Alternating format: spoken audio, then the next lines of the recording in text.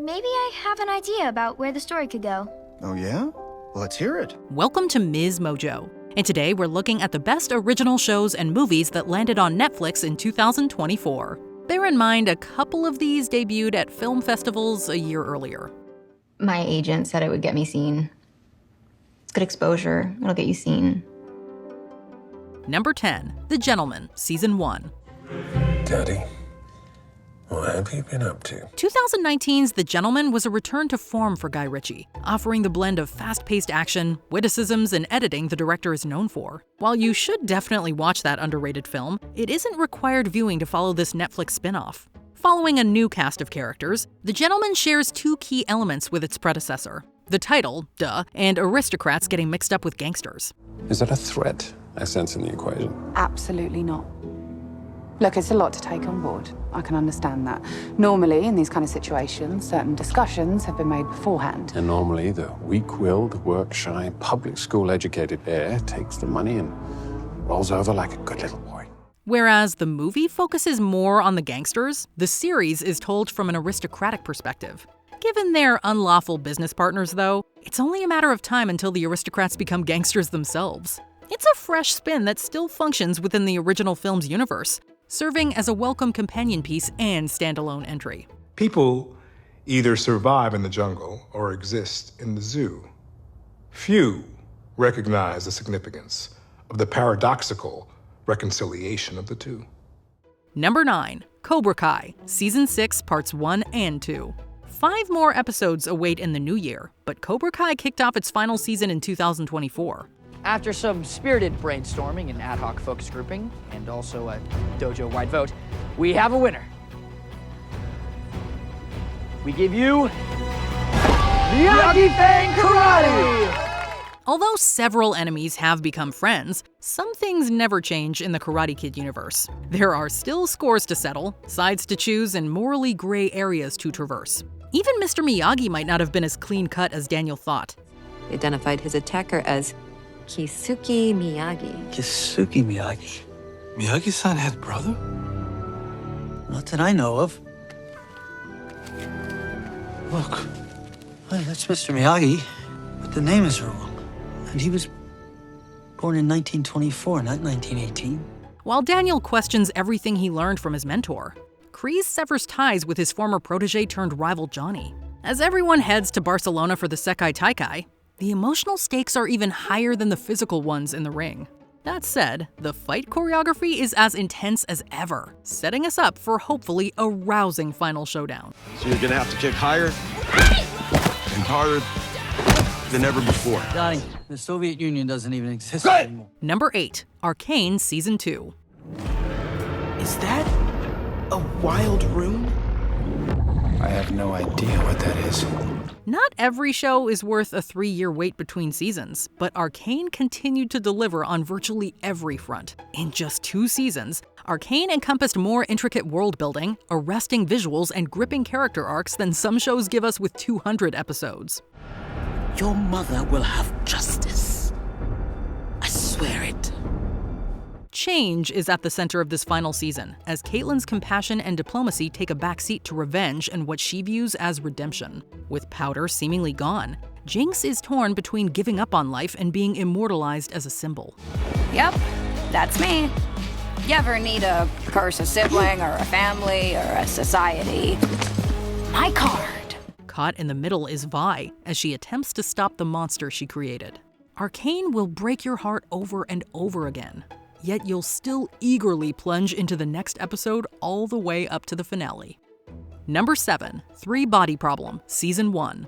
The science and philosophies behind 3 Body Problem may be complex, but the show's ideas are presented in a surprisingly digestible manner. That's largely because the concepts at the story's core don't overshadow the relatable characters. Plus, anyone can understand the gravitas of a ticking clock. Tomorrow at midnight. You don't want it to get to 0. Nothing good ever happens at 0. The show begins with a countdown that promises to have consequences on a global scale. The question is whether the outcome will bring about humanity's end or usher us into the future. Could it be both? Most of us have to stay behind. But that's all right. If one of us survives, we all survive. You'll welcome us, won't you?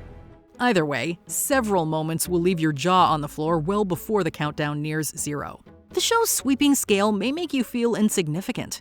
However, even bugs can survive in environments where supposedly more advanced species perish. Spray pesticides from planes, we put poison in the ground, we try and sterilize them, we swat them, zap them, step on them. Look around. They're not going anywhere. Number 6. Wallace and Gromit, Vengeance Most Foul. You can't go wrong with Wallace and Gromit, who return in their first adventure since 2008 and their first feature in almost 2 decades. Vengeance Most Foul also marks the return of the duo's most fiendish foe, Feathers McGraw. Admittedly, we were on the fence about bringing the devious penguin back, as it would only invite more comparisons to the wrong trousers. That short is about as perfect as filmmaking gets. Hang in there, Gromit. Everything's under control. I'll have that if you don't mind, eh? While we won't go as far as to say that Vengeance Most Foul is perfect, it comes close. The film is every bit as inventive as the series' past entries while providing modern commentary on smart devices, which have pros and cons. It all depends on whose hands or wings the technology falls into.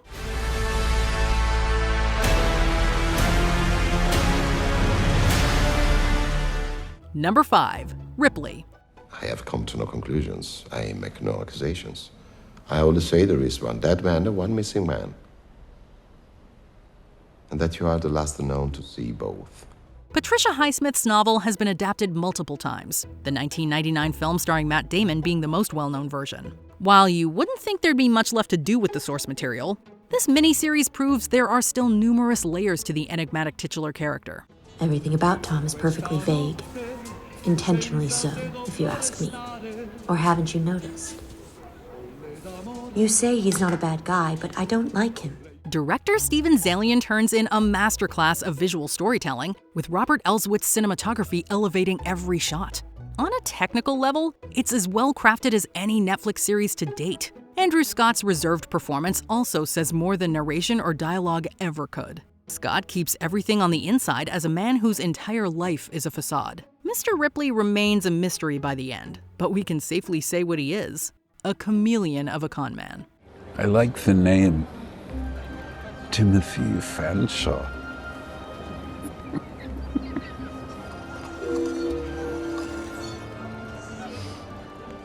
Chin chin. Number 4. His Three Daughters. Casting is the key in His Three Daughters, with flawless performances from Carrie Coon, Natasha Lyonne, and Elizabeth Olsen. While the three play the titular daughters, they aren't exactly sisters in a meaningful sense. Things from the past don't matter, not right now. If there are things to work out, they can wait. I really hope you agree. I'm upset. I know you are too. We all are. It's hard. It sucks. Let's not make it harder, okay? They come under one roof to be by their dying father's side. After his time inevitably comes, though, what's next? Do the three part ways for good, or will this tragedy provide the basis for a real relationship to grow? I want you all to try when I'm gone. I know that a better relationship is possible. You will be connected after I'm gone, even more so because of it. I just know it. His Three Daughters revolves around saying goodbye, but it's just as much about starting anew, which can sometimes be even more daunting. Director Azazel Jacobs' deeply personal script doesn't hit a false note, each line delivered with emotional honesty.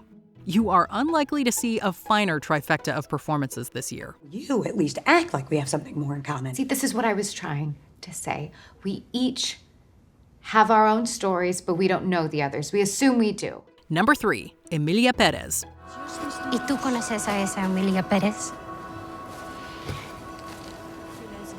Manitas, me había hablado una prima lejana suya, en quien podrían confiar si algo le pasaba. Que ella iba a saber cómo localizarme y, llegado el momento, ella fue la que me mandó a buscarlos. Actually, we might have spoken too soon, as 3 phenomenal performances are also at the core of Emilia Pérez. Zoe Saldana and Selena Gomez need no introduction. But this operatic caper pushes them to depths mainstream audiences rarely have an opportunity to see. The film also includes a star-making turn from Carla Sofia Gascon, who just might break new ground for trans performers at the Academy Awards. No, Rita, no vine por casualidad. Puedes huir, correr, no te detengo. Pero tal vez un día entenderás lo que es cambiar de vida y dejarlo todo atrás. Just as gender is a spectrum, it's impossible to put Jacques Audiard's film into one box.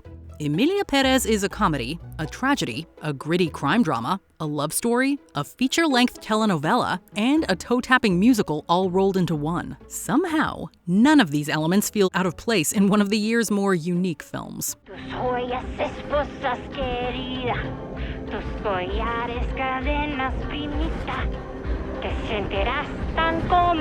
Tonta, que nunca te fugarás. Bienvenida. Number 2, Nobody Wants This, Season 1. Everybody wants more Adam Brody and Kristen Bell in their lives. Brody's Noah and Bell's Joanne are made for each other. There's just one elephant in the room. He's a Jewish rabbi, and she doesn't subscribe to any faith. That's not an elephant, Martin. Well, I could marry a Jew and a convert. Converts are actually considered the closest to God. Religion aside, Nobody Wants This understands that relationships are rarely about just two people. It can often feel like you're also dating your significant other's family and friends. If they don't approve, can there be a future? To be honest, I like you so much more than I thought I would. Oh, that's sweet. But you're never gonna end up with my son. In Noah and Joanne's case, the chemistry is worth any confrontations along the way. The series explores relationships and religion through a relatable modern lens. Despite their different backgrounds, we have no trouble believing these two would fall in love and fight to be together. So how does this work? Well, you were right. I can't have both.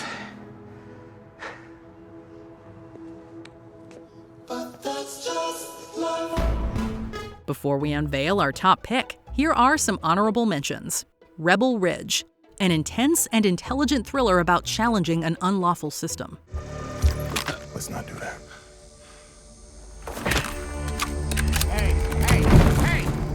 Monsters, the Lyle and Eric Menendez story.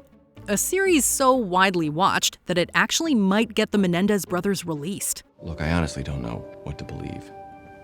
But I know if I were in their position and lived through what they said they lived through, I probably would have done the same thing. Bridgerton, Season 3. Lady Whistledown's story reaches a crucial turning point. I'd very much like to be more than friends. So much more.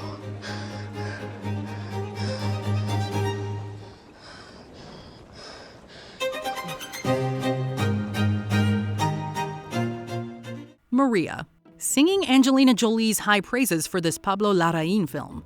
Book me a table at a cafe where the waiters know who I am. I'm in the mood for adulation. Orion and the Dark. When you ask Charlie Kaufman to tell you a bedtime story, it's a dream come true. Thanks for that. No. Thank you, Orion. For what? Well, seeing me the way you do. Before we continue, be sure to subscribe to our channel and ring the bell to get notified about our latest videos. You have the option to be notified for occasional videos or all of them. If you're on your phone, make sure you go into your settings and switch on notifications. Number 1, Baby Reindeer. The best Netflix series aren't always the ones on your radar months in advance. Sometimes you learn about a show through word of mouth, or you just stumble upon it while browsing. That's how many discovered Baby Reindeer, making them unprepared for the emotional roller coaster that followed. Everything about her intrigued me. Her endless confidence, her weird turn of phrase, the surprising poetry that slipped through the cracks of her madness. Based on Richard Gadd's one-man show and personal experiences, this Emmy-winning miniseries starts with an act of kindness that spirals into a nightmare. While Gadd's experience is singular, anyone who has ever endured trauma will identify with his story. Look, I'm really worried here. I think she needs help. And when the policeman asked, "Why'd it take you so long to report it?" it all just came flooding back. Amid all the heartbreak and torment, baby reindeer became an unlikely source of healing. From survivors of sexual violence to the LGBTQIA+ community, the show sent a simple yet life-affirming message many needed in 2024. You aren't alone. Sorry, man. I think I've left my wallet at home. Don't worry about it. It's on me.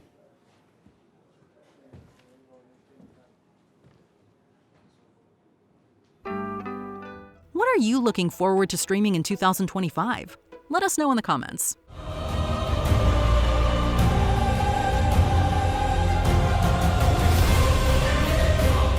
Do you agree with our picks? Check out this other recent clip from MsMojo. And be sure to subscribe and ring the bell to be notified about our latest videos.